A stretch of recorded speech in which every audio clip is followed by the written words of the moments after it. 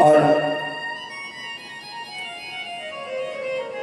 अपने यहाँ जो इससे पूर्व आप लोगों ने श्रीमद् भागवत कथा को श्रवण किया था, जिसमें साथ में दिव्य दरबार भी लगा था और हमने इसी मंच से बोला था बालाजी सरकार कभी मौका देंगे तो इसी स्थान पर, इसी मंच पर बैठ कर राम कथा गाएंगे। और यही हनुमान जी महाराज की कृपा है कि एक महीना पहले तो एक महीना नहीं भरना, और ज्यादा से ज्यादा कहे तो 15-20 दिन भी नहीं रहे थे जब से ये कथा को पूर्व पक्का हो। देखो कथा में, सत्संग में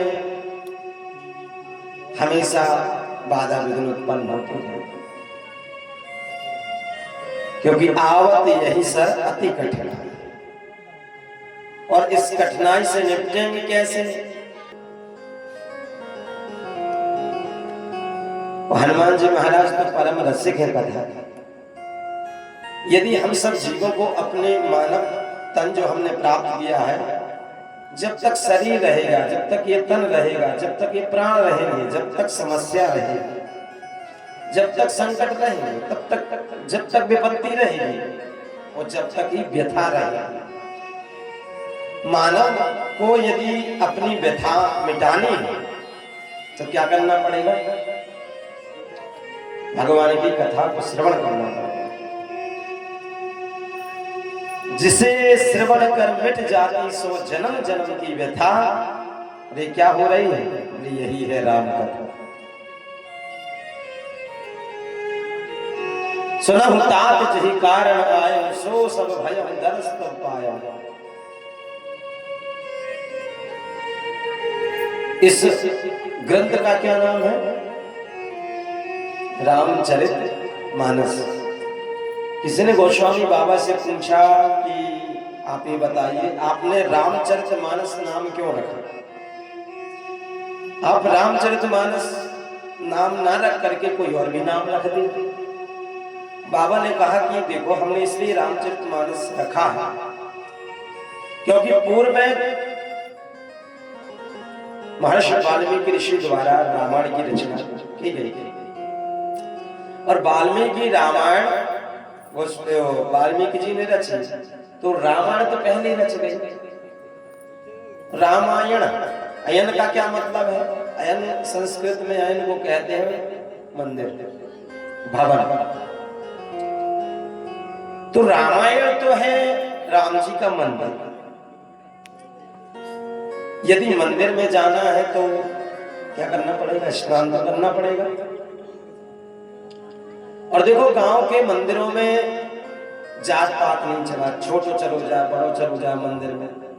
बड़ो आदमी चलो जा, छोटो आदमी चले जा, कोनो जात वालों चलो जा, कोई रोक टोक नहीं है। सुबह चले जा, शाम को चले जा, दोपहर में चलो जा, कोई रोक टोक नहीं है का मंदिर में। लेकिन हाँ, मंदिर में जाने से पहले एक शर्त है, वह शर्त तुम्हें पूरी करनी। मंदिर में यदि जाने हैं तो अपन और स्नान करके जाना। सबसे बड़ा यही कारण है कि बिना स्नान किए मंदिर में नहीं जा सकते। तो गोस्वामी बाबा कहते इसीलिए हमने रामचरितमानस को लिखा। क्यों? रामायण मतलब राम जी का मंदिर, यानी राम जी का घर। अब राम जी के मंदिर रूपी भवन में यदि प्रवेश करना है तो स्नान करके जाना पड़ेगा। इसलिए हमने इस ग्रंथ का नाम रखा श्री रामचरितमानस। आप लोगों ने पढ़ा भी होगा, रामचरित मानस यही नाम। इस ग्रंथ का क्या नाम है? रामचरितमानस। अब रामचरितमानस का अर्थ क्या है? मानस किसे कहते हैं?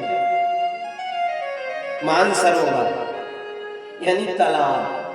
तालाब को कहते हैं ना मानसरोवर, या फिर नदियां। तो गोस्वामी बाबा कहते हैं मैंने इस रामचरितमानस इसलिए लिखा, मैंने एक राम नाम का तलवा बनवाया है। मानस रूपी सरोवर बनाया।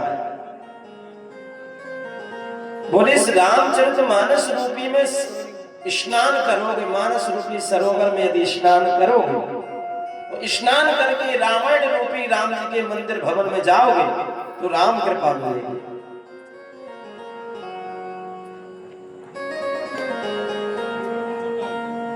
मानस रूपी सरोवर में कौन से साबुन से अपने मन को स्नान कराना है? बोले राम जी के चरित्र रूपी साबुन से। राम चरित्र रूपी जो जल है वो मानस रूपी सरोवर में भरा है। ऐसी रामचरित मानस रूपी सरोवर में स्नान करोगे तब जाकर के राम जी के लायक बन पाओगे, क्योंकि राम जी का चरित्र ही ऐसा है कि मोहि कपट छल छिद्र न भावा। तब तुम सीख पाओगे कि राम जी को कैसे प्रिय। इसलिए बाबा कहते हैं हमने सरोवर बनाया। अच्छा, किसी ने गोस्वामी जी से पूछा कि आपने सरोवर तो बनाया, लेकिन सरोवर में घाट होते, 4 घाट होते।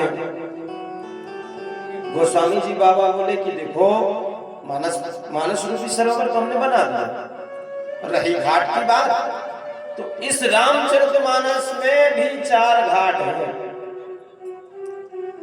4 घाट है इस मानस में। 4 घाट कैसे? रामचरितमानस में 4 जगह पर कथा चल रही है। नीलगिरी पर्वत पर विराजमान कालभूषण जी महाराज गरुड़ जी को कथा सुना।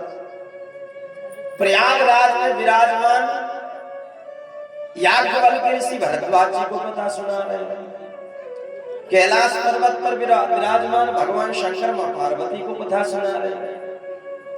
गंगा के पावन घाट पर विराजमान गोस्वामी तुलसीदास जी महाराज कथा को कह रहे हैं। और पेड़ पौधे वृक्ष नदियां राम जी के भक्त स्वयं राम जी हनुमान जी कथा सुना रहे हैं। इसमें भी 4 घाट। एक है ज्ञान घाट। ज्ञान घाट कहाँ है? बोले कि कैलाश पर्वत।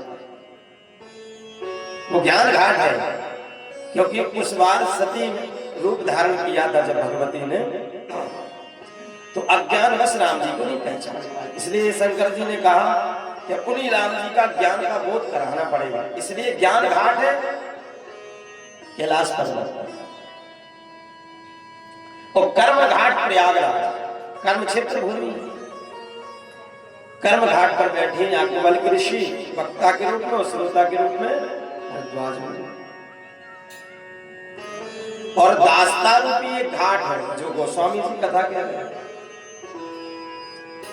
एक है उपासना रूपी घाट। वो कहाँ है? बोले नीलगिरी पर्वत पर। गरुड़ जी श्रोता है और कालभूषण जी वक्ता है। इसमें भी 4 घाट बने हो। 4 घाटों से कहीं भी जाओ वहां भगवान श्री राम की अविरल रूपी धारा बह रही है। कोई भी आकर स्नान कर। और 5वां घाट कहाँ है? बोले 5वां घाट है शंकर कालवानी। ये 5वां घाट